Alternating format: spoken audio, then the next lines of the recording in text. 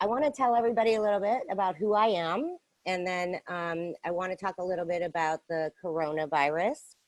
And then I'm going to tell you a little bit about what we're going to be covering. So I am Dr. Stephanie Keer. I have a PhD in psychology, but it's in a subdiscipline of psychology called behavioral neuroscience. So what does that mean? And that's from Rutgers University over here on the East Coast in New Brunswick, New Jersey. And hold on one sec. And that means that I did a lot of rat research. So I was studying the brains of rats and how their hormones affected their behavior. So I currently teach at NYU, so I am in Manhattan. And I am also during the day a kind of subject matter expert at a company called Konica Minolta Business Solutions.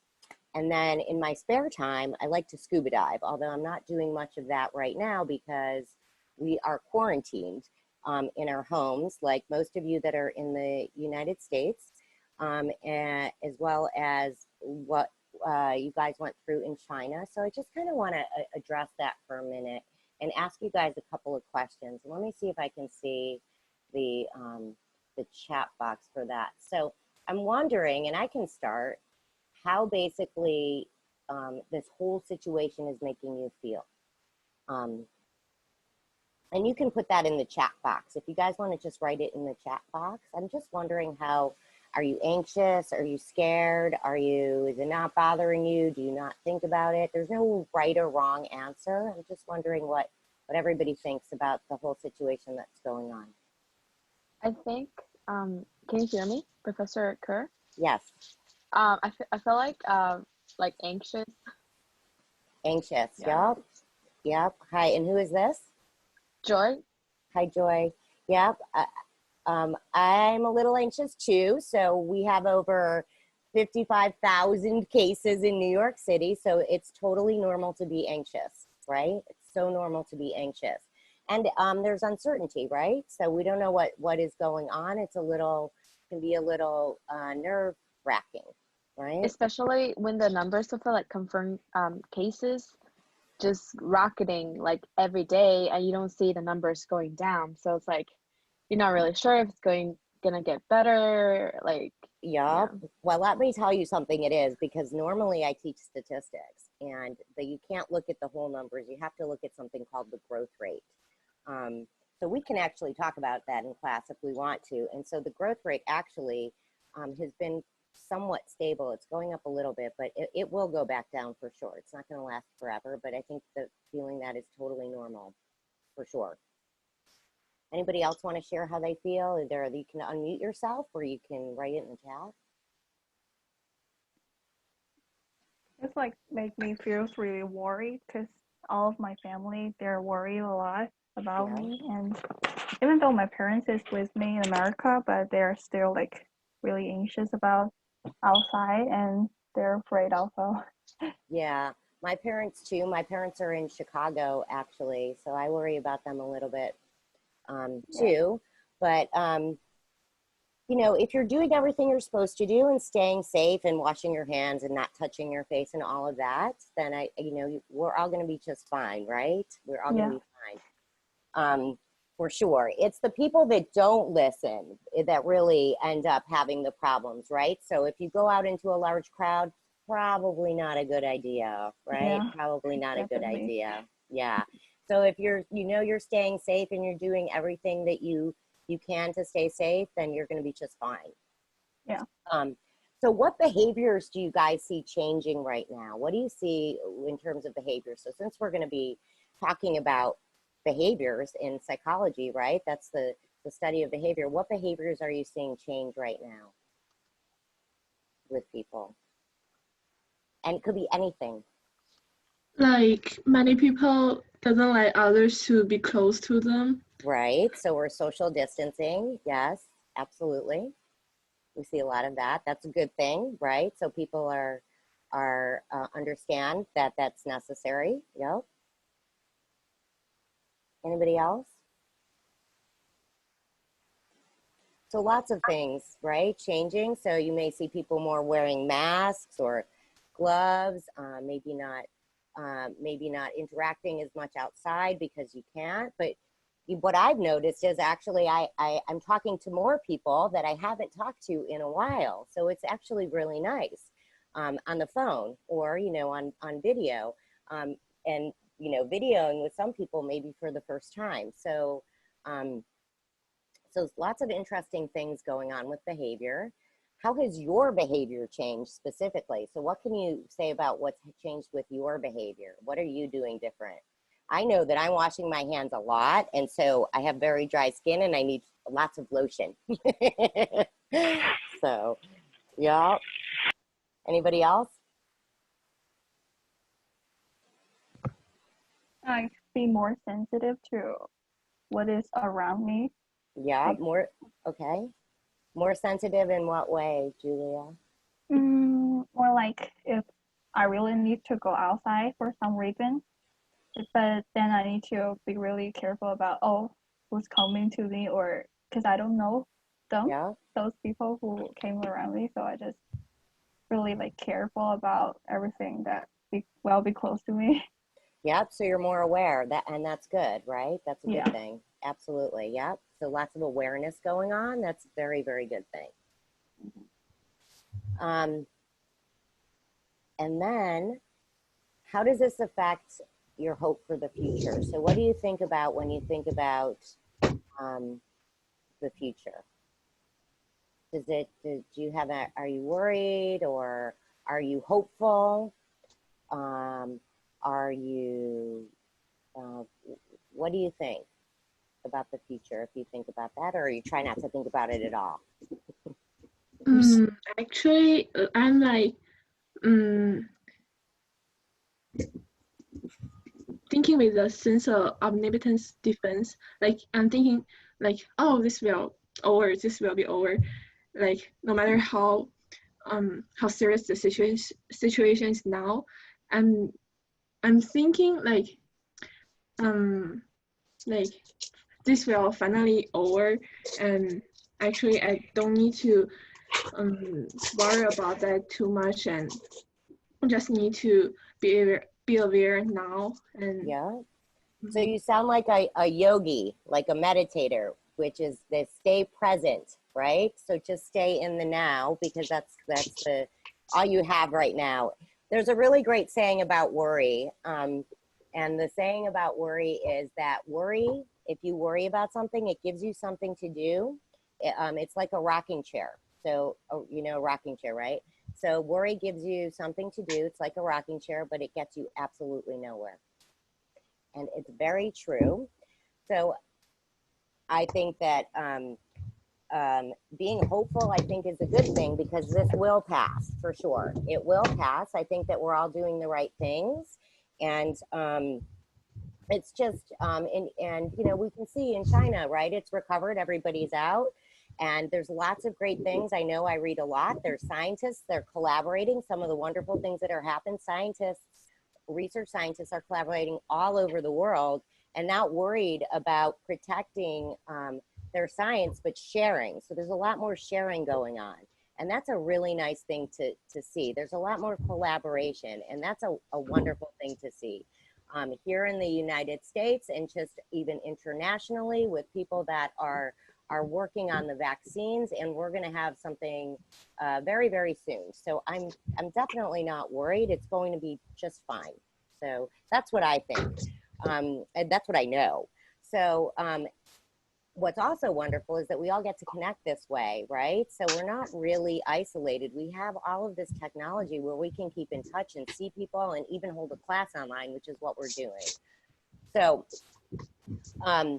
okay, so that being said, I want to tell you a little bit about what we're going to cover in the Intro to Psychology course. And so if I talk fast, you have to tell me to slow down, because I'm used to teaching college kids, and sometimes I talk fast, and I don't mean to. So I want to just give you a little bit of a preview of the types of topics we're going to talk about in the Introduction to Psychology. Okay, So first of all, what is psychology? Does anybody know what is the definition of psychology?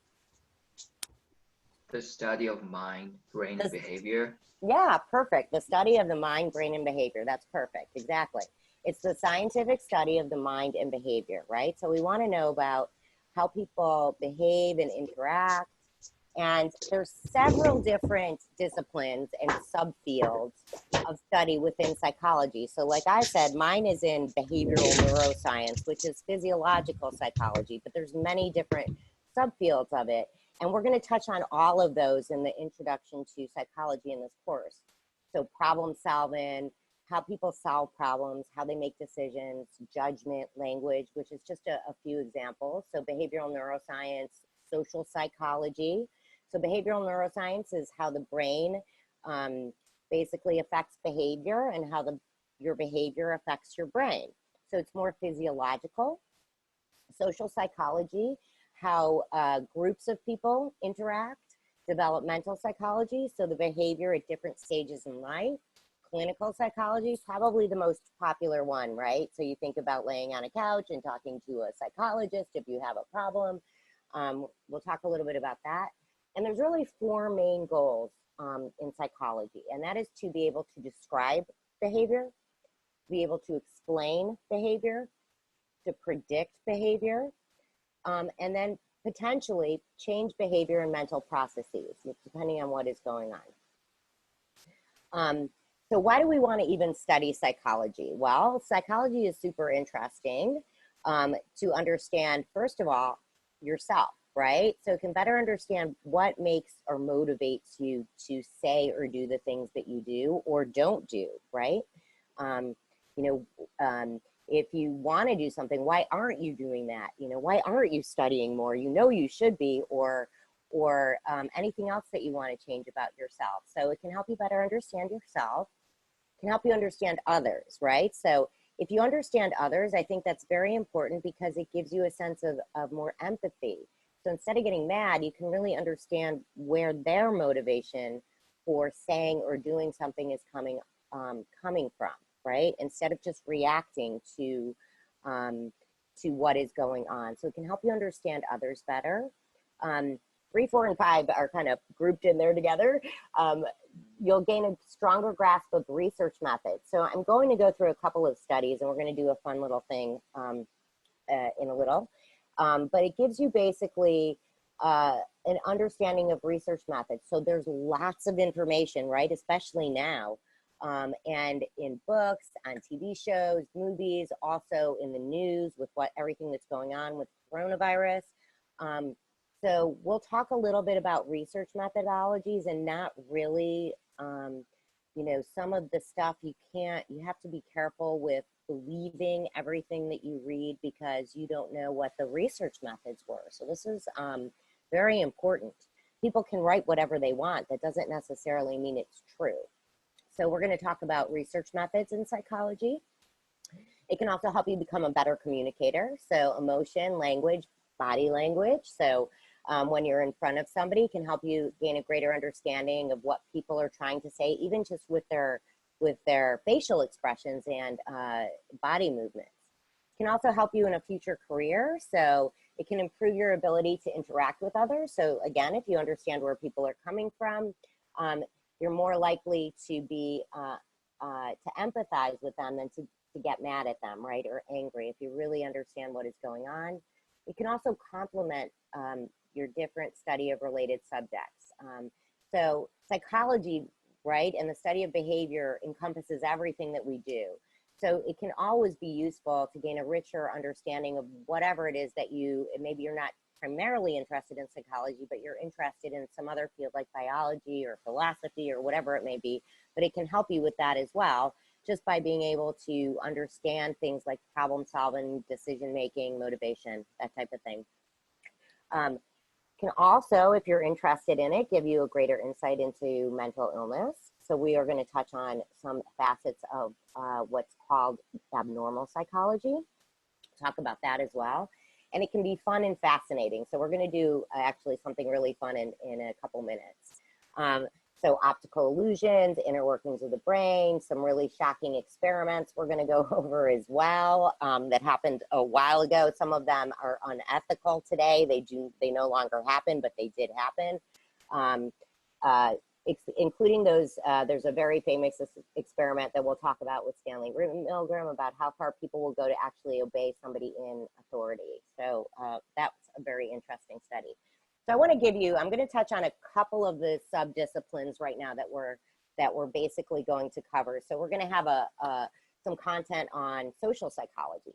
Okay, so we're going to talk about social psychology. So social psychology is how people's thoughts, feelings, behavior are influenced by other people, right? And how people interact. So this right here is, you can see on the screen, there's some lines. So you see a line on the left, and then you have 3 choices on the right.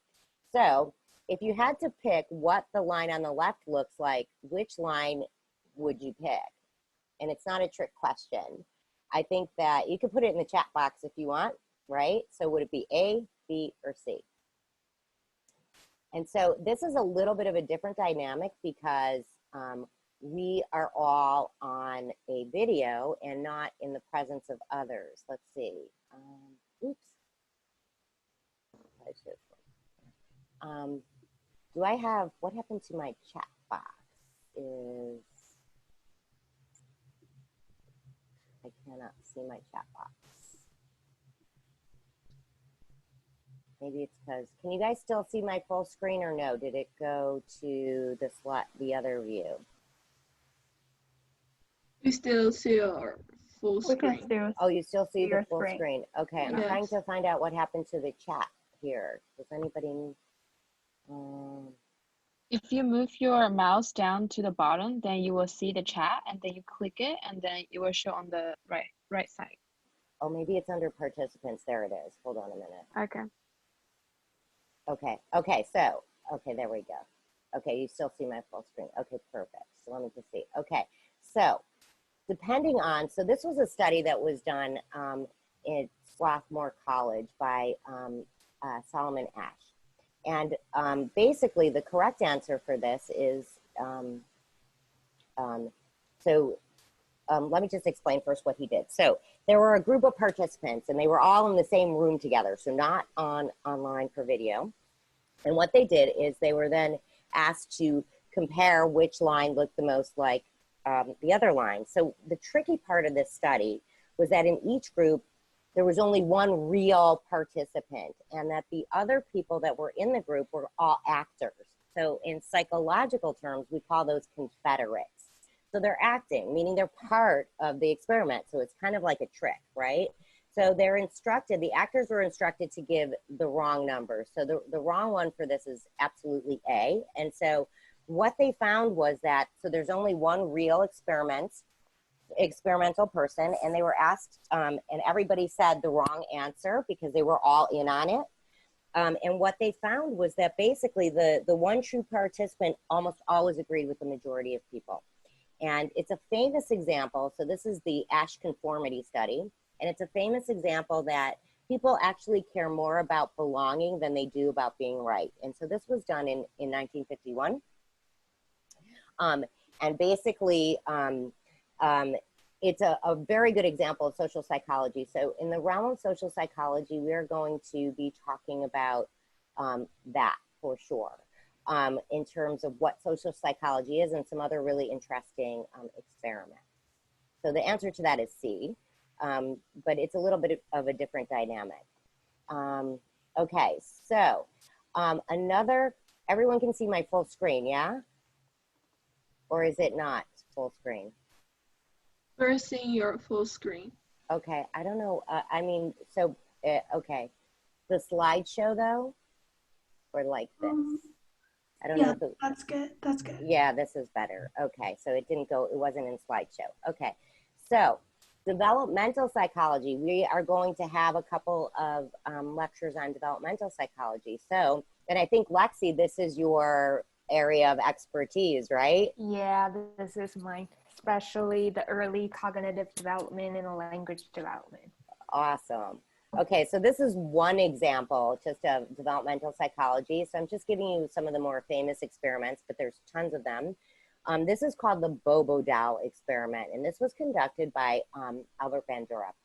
So this was at Stanford University, and you can see there's this little boy here, and he's kicking this Bobo doll. Okay, so basically all it is a blow-up doll that you that goes back and forth, and you can kick and hit it and punch it.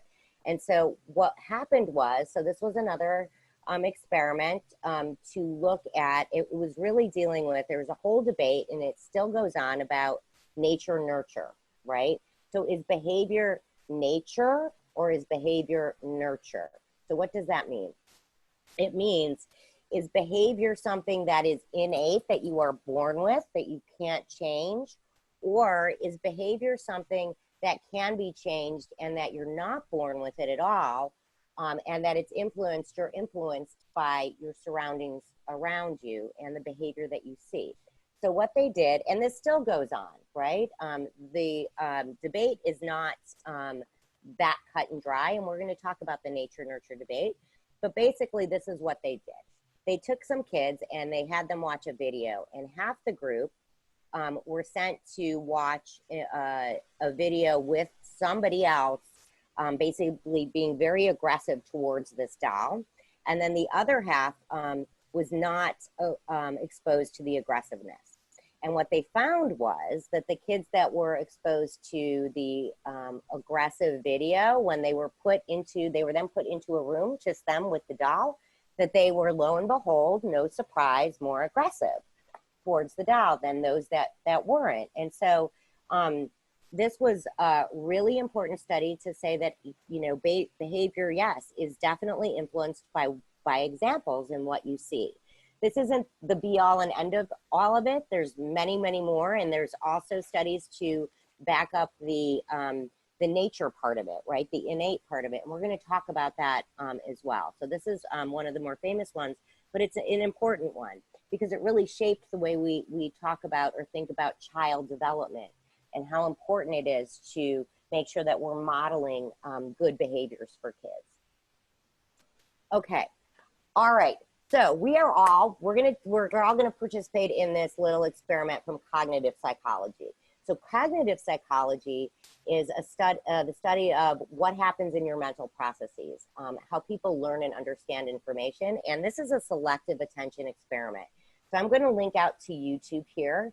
And what I want you guys to do is I want you to make sure you have it on full screen, and it's gonna give you instructions. You don't need your volume on. It's gonna give you instructions. I want you to pay attention. It's gonna ask you to count, okay? And then I'm gonna ask you, and I'm gonna stop the video, and then I'm gonna ask you how many passes of this ball you count. There's people playing basketball that you'll see. So let's see, let me make sure this goes out to, okay, hold on. Let me stop this for 1 sec. Oops.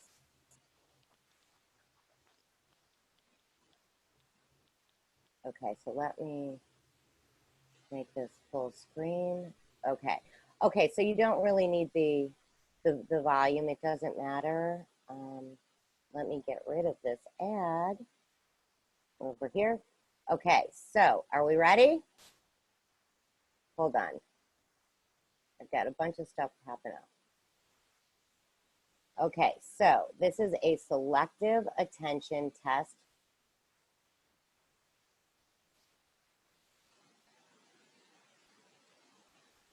Okay, and I want you guys to pay attention. It's only about a minute. We're going to stop it, and I'm going to ask you. Okay, ready?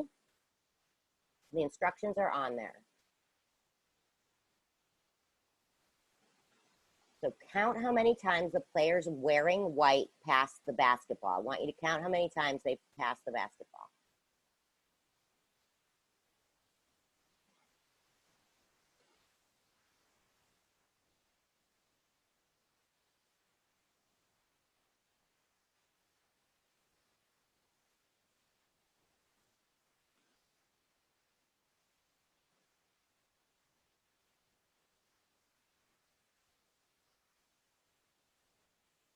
Okay, so let's put in the chat, you guys, how many passes did you guys count?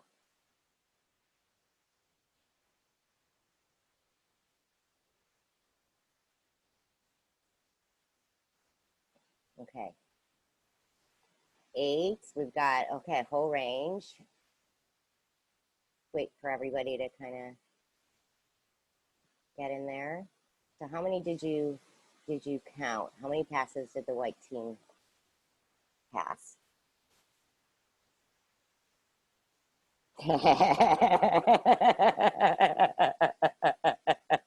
Very good, Leo. So I don't really care how many times you passed, but did you guys notice the gorilla? So about half the people that have done this will see the gorilla and half won't. So let's go back and see what's going on here.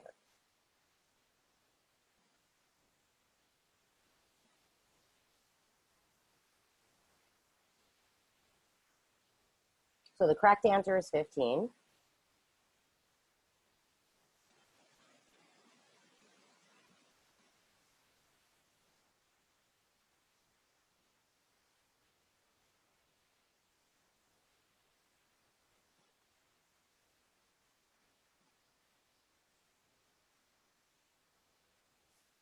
Okay, so it looks like some of you guys actually saw the gorilla, and some of you guys are maybe like, whoa. So basically this was a, okay, let me get out of this.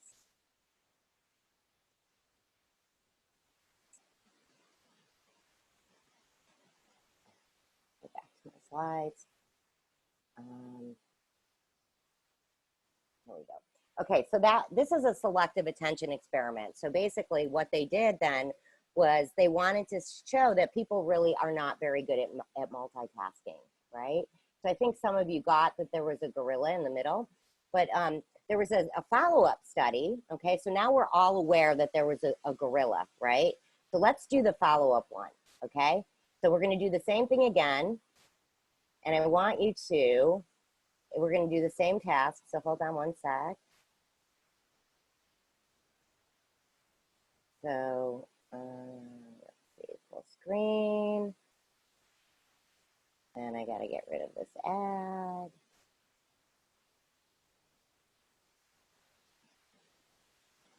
Okay, guys. So this is a kind of a continuation of that. Again, we want to count how many times they pass the ball. Okay, and you know the gorilla's there. You know the gorilla's going to show up. But go ahead. I want you to count how many times they pass.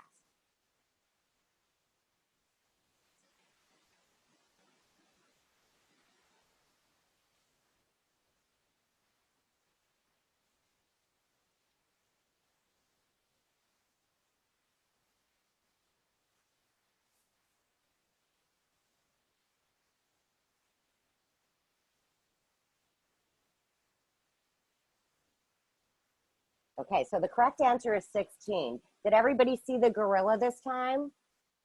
Yeah. Yep, okay, good. Did you notice anything else that was different about this? I feel like there were Where's the 3 ball? women wearing black, but then in the end there was only 2. Very good, yes. So basically one of the players left, that's absolutely right. Anything else that you noticed, anybody? And you can feel free to unmute yourself and say it. I'd much rather talk than have you guys chat. I'm not sure, but did they switch the ball? Did they switch the ball? Yeah. The type of ball? No, but something else really obvious happened, sort of. We can go back and look at it again, or we're gonna take a break and then you guys can look. Anybody notice the curtain color change behind the players? The curtain color changed from red to gold. Yep. So they changed the curtain color. So the number of players also decreased. One of the players in black left the game in the middle of it, and then the curtain color also decreased. So let's see if I can get back to it.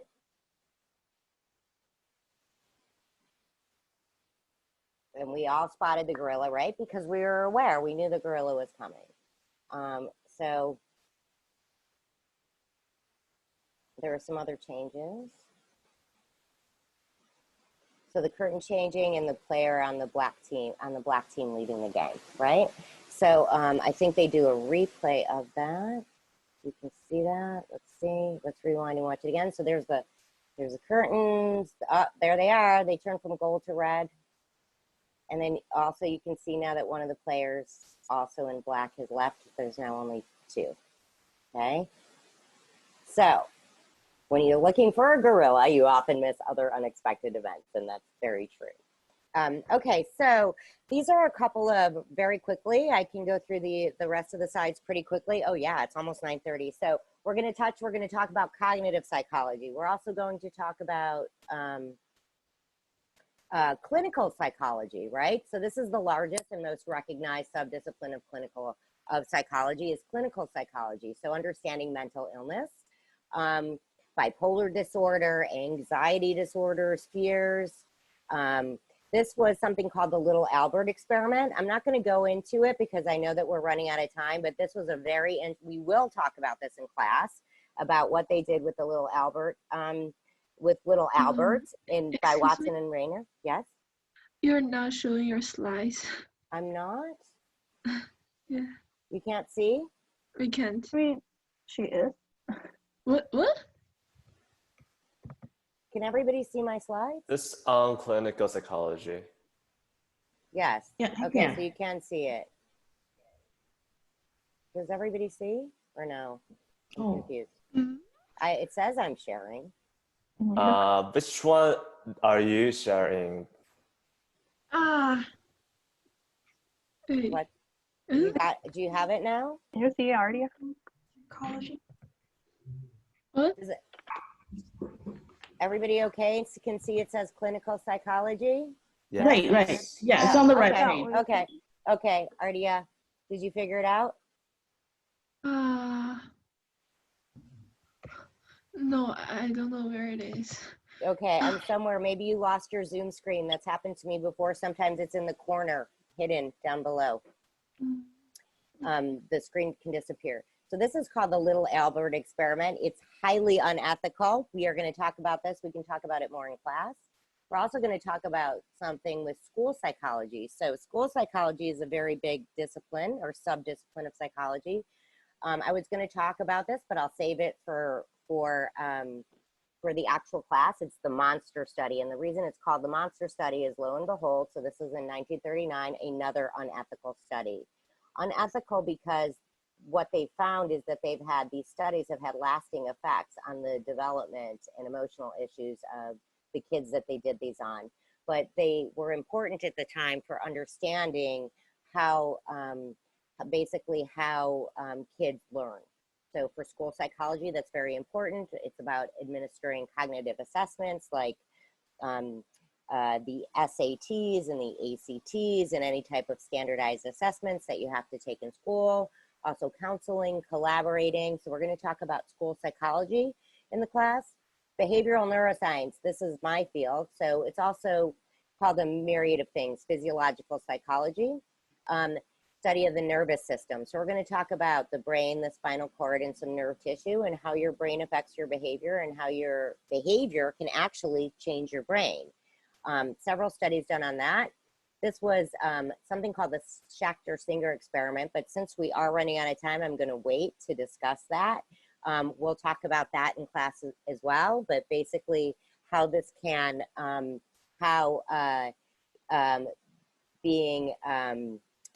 your emotions can basically affect how you interpret things. So physiological psychologists like to inject either people or animals with whatever substances. And then finally, there's also industrial and organizational psychology that we're going to talk about. And this was something called the Hawthorne effect. An IO psychologist is really employee behavior. So it's more in the world of corporate world, how employees behave, their attitudes, training programs, feedback, human resources, hiring people, hiring practices. And there's a very famous study called the Hawthorne study, and lo and behold, the Hawthorne effect, that really shaped actually all of psychology. It actually shaped all of psychology because basically, in a nutshell, and I just want to say this, what it said was that when you know you are being watched on a camera or when you're working, you are going to behave differently than if you don't know that you're being watched. And so it's really important in all fields of experimental psychology. So experimental psychology is really encompasses everything that I've kind of said with all of these experiments that have been done. And this is kind of one way in which you can study psychology is with doing these experiments. So applying the scientific method to psychological study, publishing papers. There's other types of psychology, sports art therapy. So that's a form of clinical psychology, criminal psychology, forensic psychology, how the law applies to behavior, consumer psychology as well. So depending on if you're interested in it, there's many subdisciplines. If I were to go out to this wiki link right here, you're going to be shocked at how many subdisciplines they are, and here they are. So this is just all of the different really subdisciplines of psychology. We're obviously not going to get to all of those, but just mostly the main ones, and what I've touched on in the PowerPoint as well. And that is it. I'm going to stop talking. So I think that I really hope that you guys, this has piqued your interest. I think it's a worthwhile endeavor. Number one, you get college credit for it, and number two, it's going to be a small class, so we'll get to interact with each other a lot, which will be great. So yeah, so I think that's going to be, even though it's on video, I think that's no problem. I think it's going to be really fun. So I'm hoping that you guys will join me, and thank you for listening. Thank you so much, Professor. Thank OK， you. 然后教授也说了哈，然后咱们这个课程他也很希望后面能够再次见到大家，跟大家继续完成这个学习哈，我们能够拿到学分，同时还是一个特别小的班级啊，还可以跟他一起做科研。好，那我还是先让 Lexi 再给大家简单的再描述一下后半段那个有介绍的这些心理学的知识，很简要的概述一下。之后呢，会是一个 Q&A 的环节，然后各位同学有任何问题都可以直接跟教授来交流，好吗 ？Lexi, please.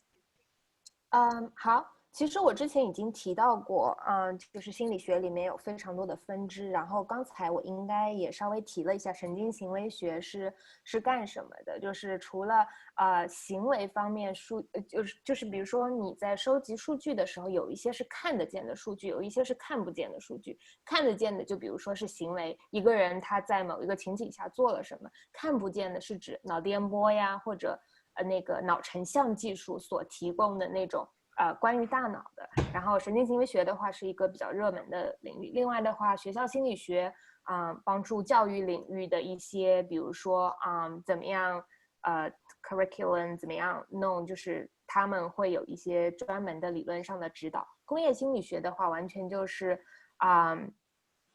如何更好的了解，比如说你的工人，被雇佣的人，然后怎么样根据这个心理使你的这个产业链或者整一个工业的发展可以越来越好。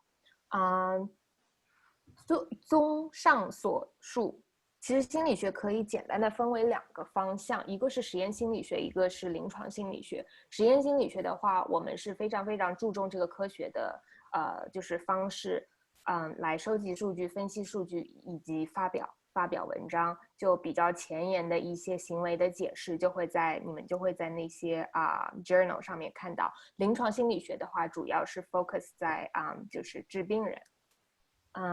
好了，应该就这样吧。好的，谢谢。那大家可以提问了。所有提问的同学，你可以把摄像头打开，然后用语音提问，好吗？可以获得小礼物哈。大家有没有问题？就关于这个课程，以及关于后面要会学习到什么，或者你有关于对心理学的任何问题都可以。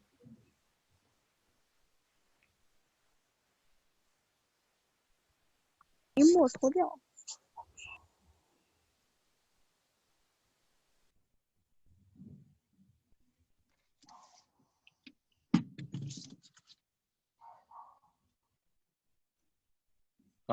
Yes, I have a question about the gorilla experiment.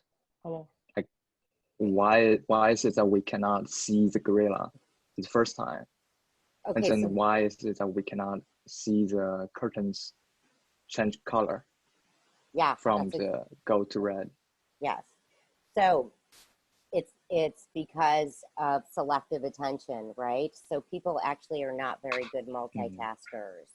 So, and I think it's very relevant for today. When you're so intent on focusing on one thing, you miss the bigger picture of other things that are going on. And so that's called selective attention. And so if you miss the gorilla, you see that and about 50% of the people, as they said, miss seeing the gorilla. And then again, you notice that, okay, you're told the gorilla, but you miss the curtains or you miss the person leaving. And that's exactly what it is we're really not good multitaskers. As much as you want to think that you can play a video game and do your homework, you probably shouldn't do that. So I think that it's, So it's interesting. And the thing with psychology is it uses the scientific method, right? For all of these types of experiments, we're using the scientific method to set up an experiment to prove that this is actually a phenomenon objectively, okay? So as opposed to saying that you have a subjective opinion that you think that people are not good multitaskers, or you think that, you have to actually show that or demonstrate it with an experiment. So that's what all of these studies basically are doing. Yeah. So we often overestimate our ability to multitask. We tend to overestimate it, and we're not very good at it. But yeah, good question. Yeah. And Professor Keer. Yes, hello. And one more question. So how does COVID-19 psychologically affect the HDI?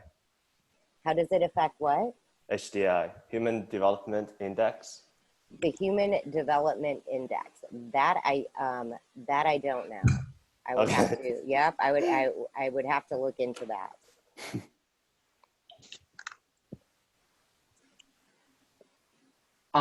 For the Bandora's experiment, you put it into the developmental psychology, but I think it's also cognitive, since it's about learning and modeling. Sure. Yep, absolutely could be. I mean, for sure, because it's about what you see. So you could absolutely put that into the developmental category as well. I mean, some of these are not all cut and dry, right? They tend to overlap. You could also say that about the ASH experiment, right? So the conformity experiment is also cognitive as well. Mm-hmm. Yep. Which one was your favorite, you guys? Which one was the favorite? Favorite of the videos? Which one? Larry, so I heard you and I see you. Which one did you say? I mean, favorite of what videos or what? Yeah, of everything that I talked about. Yeah. So technically is the baby one, how the environments and genetically.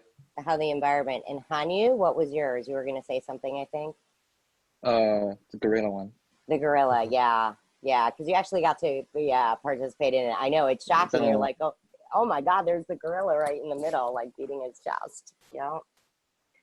I didn't even see it the first time. It was so weird. Yeah.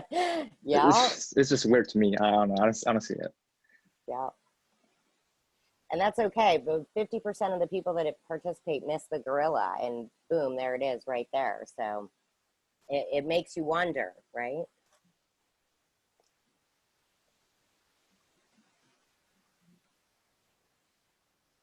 Yeah. Any other questions? Yeah.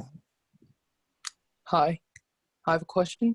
When you're learning in neurological field, are you going to focus more on the behavior or the mental illness? It depends on, so we're going to talk about mental illness.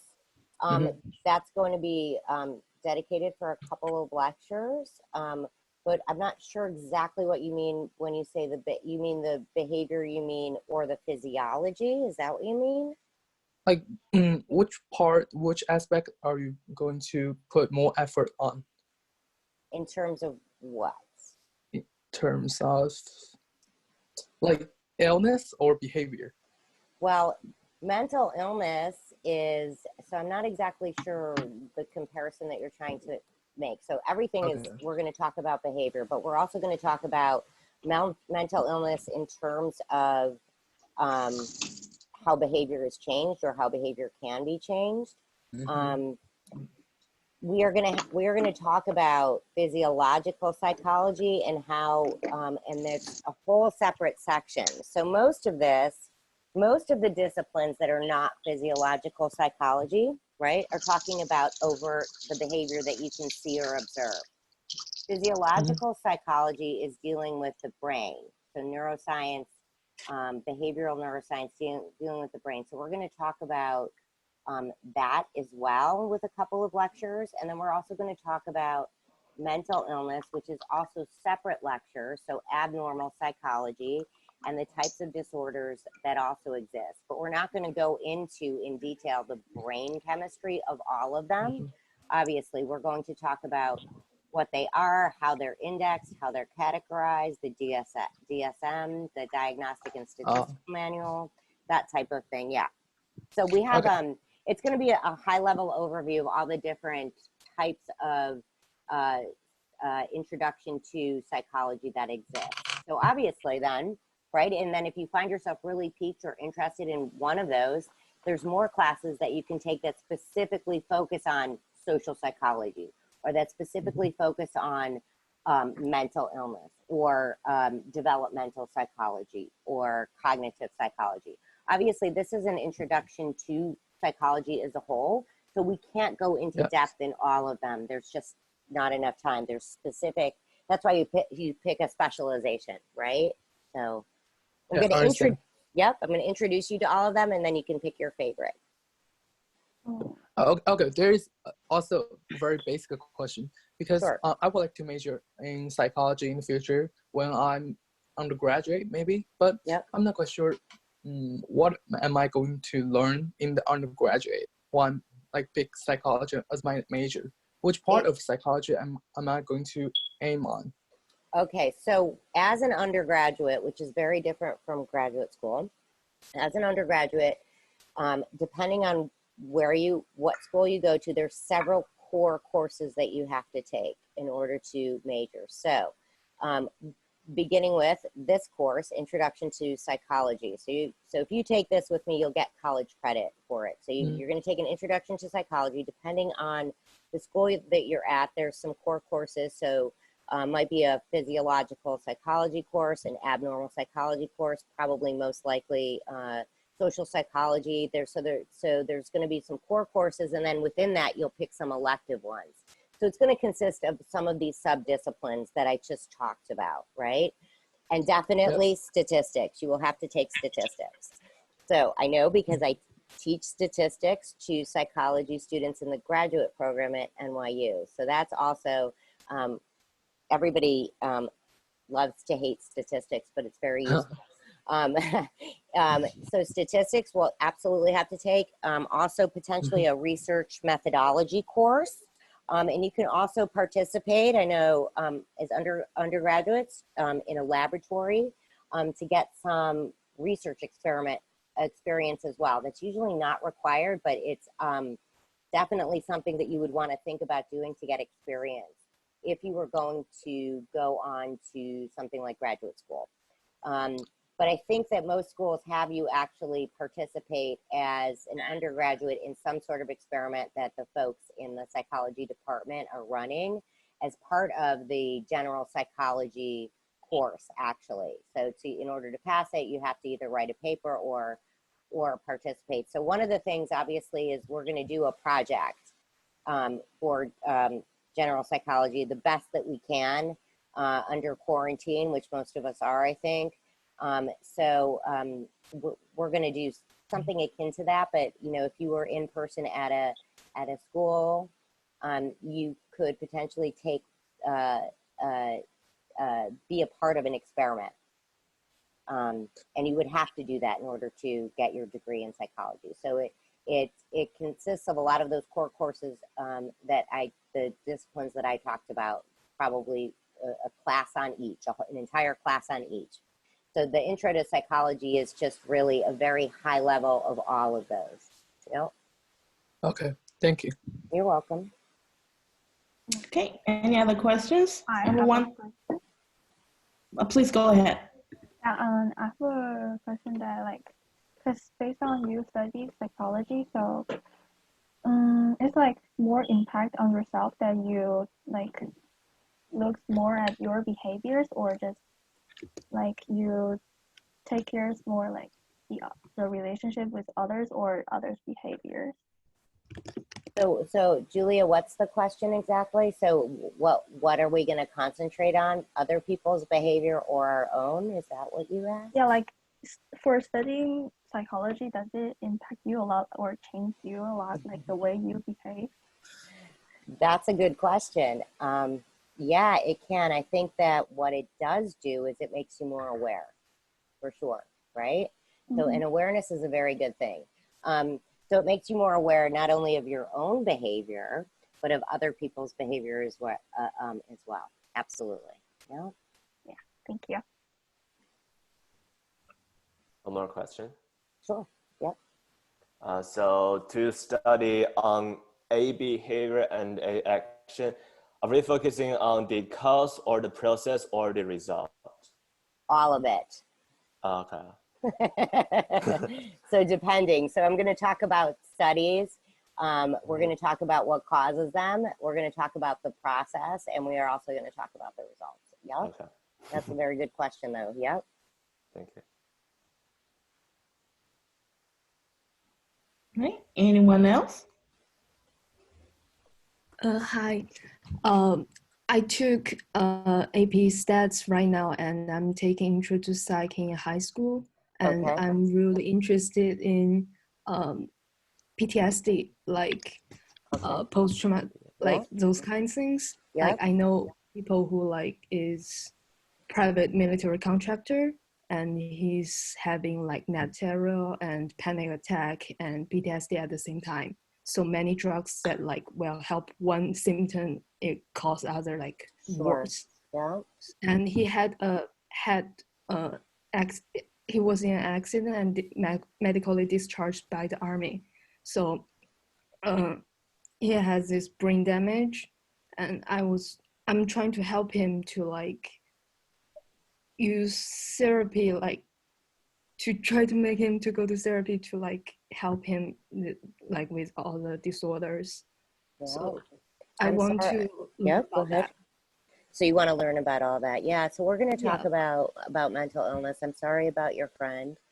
And I think that's very noble of you that you want to help him. I think a lot of people get into psychology for exactly the reason that you are talking about, is because we want to help other people, right? Or so yeah, I think that that's a common thing for sure, and I hope your friend gets help. Yeah, that can be very serious.